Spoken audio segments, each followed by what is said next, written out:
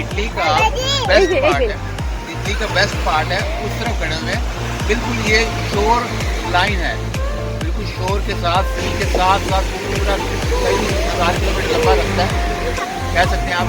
और ये बिल्कुल कनेक्ट होता जाके फ्रांस के साथ, फिर मोनाको से होता हुआ ये जाएगा स्पेन और आगे फिर पुर्तगाल, फिर घूम के यूके की तरफ चला जाएगा, इन्हीं बॉर्डर को मिलेगा। बड़ा इंटरेस्टिंग है, काफ़ी लंबा रास्ता है। इस तरह इंजॉय करें, गुजरगा करें। आबादी बहुत ज़बरदस्त है इधर।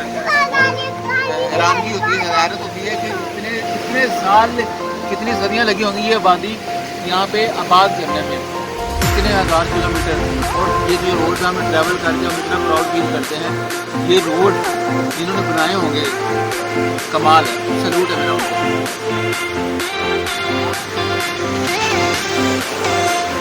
Hello hello hello hello